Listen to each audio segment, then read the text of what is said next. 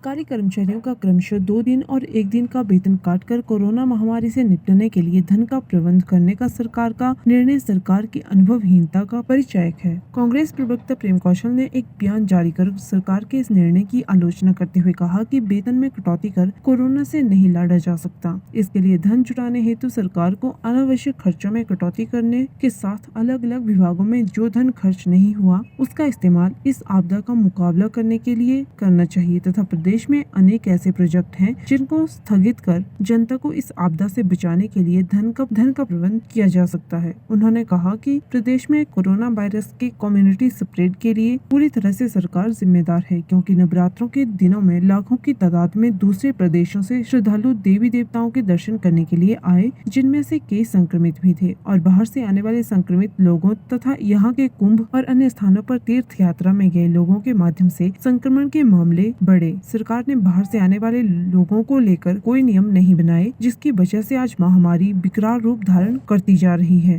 प्रदेश के कर्मचारियों का क्रमशः 2 और 1 दिन का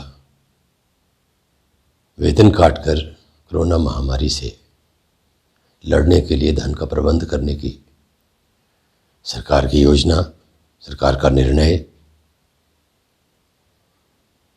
सरकार की अनुभवहीनता को दर्शाने वाला है। कर्मचारियों की तनख्वाह काटकर हिमाचल प्रदेश की सरकार इस कोरोना महामारी का मुकाबला नहीं कर सकती। आज प्रदेश के अनेक विभागों में कई अरब रुपया ऐसा पड़ा है जो खर्च नहीं हुआ, खर्च नहीं हो रहा। उसका इस्तेमाल इस महामारी से लड़ने के लिए जो व्यवस्था करने की आवश्यकता है उसको करने के लिए सरकार को खर्च करना चाहिए। और बहुत से अनावश्यक खर्चे जो सरकार के हैं उनमें तुरंत कटौती करके, सेविंग करके धन जुटाया जा सकता है। इसी के साथ बहुत से ऐसे प्रोजेक्ट प्रदेश में हैं जिनको यदि 6 महीने 1 वर्ष के लिए स्थगित कर दिया जाता है, उससे भी इस महामारी से लड़ने के लिए, स्वास्थ्य विभाग को सुदृढ़ करने के लिए, इक्विपमेंट्स जुटाने के लिए, दवाइयाँ खरीदने के लिए और जो भी व्यवस्था ज़रूरी है उसको करने के लिए इस्तेमाल किया जा सकता है। आज सरकार को अपनी प्राथमिकता तय करने की आवश्यकता है।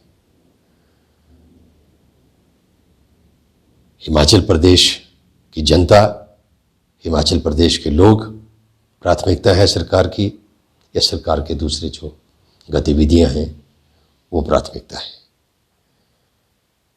मुख्यमंत्री और भारतीय जनता पार्टी हमेशा से दम भरते रहते हैं डबल इंजन सरकार का। अब तक इस घड़ी में जब प्रदेश के लोग संकट में हैं, धन का अभाव है, ऐसी घड़ी में वो जो दूसरा इंजन जिसकी बात भारतीय जनता पार्टी के लोग करते हैं, जिसकी बात मुख्यमंत्री हमेशा करते हैं, उसका इस्तेमाल किया जाना चाहिए, बजाय इसके कि आप प्रदेश के जो सरकारी कर्मचारी हैं उनकी तनख्वाह में कटौती करें। डीए उनका पहले आप फ्रीज कर चुके हैं। तो ये सरकार के निर्णय जो हैं इस स्वागत योग्य नहीं है। आज हिमाचल प्रदेश के अंदर कोरोना का संक्रमण जो है वो कम्युनिटी स्प्रेड की शक्ल ले चुका है और इसके लिए पूरी तरह से हिमाचल प्रदेश की सरकार का गैर जिम्मेदाराना जो व्यवहार है वो जिम्मेदार है। पिछले दिनों नवरात्रों के दौरान हिमाचल प्रदेश के अंदर लाखों की तादाद में श्रद्धालु देवी देवताओं के दर्शन करने के लिए पहुंचे, जिनमें से बहुत से लोग इस वायरस से संक्रमित थे। और इसी तरह हिमाचल के भी बहुत से लोग कुंभ नहाने के लिए अथवा अलग अलग तीर्थ स्थानों पर तीर्थ यात्रा के लिए बाहर गए और संक्रमित होकर उनमें से कुछ लोग प्रदेश में वापस आए। लेकिन सरकार की बाहर से हिमाचल प्रदेश के अंदर प्रवेश करने वाले लोगों के लिए कोई नीति नहीं है, कोई नियम नहीं है। It is free for all. और इसी वजह से आज प्रदेश के अंदर कोरोना जो है वो कम्युनिटी स्प्रेड की सीमा तक बढ़ चुका है। हाल ही में सरकार ने एक निर्णय लिया जिसमें ये कहा गया कि प्रदेश से बाहर से जो भी हिमाचल प्रदेश में आएगा उसको 72 घंटे पहले की कोरोना टेस्ट की नेगेटिव रिपोर्ट दिखानी पड़ेगी। कुछ ही समय के बाद उस निर्णय को बदलकर एडवाइजरी का रूप दे दिया गया। तो जब सरकार की नीति स्पष्ट नहीं होगी, ढुलमुल होगी,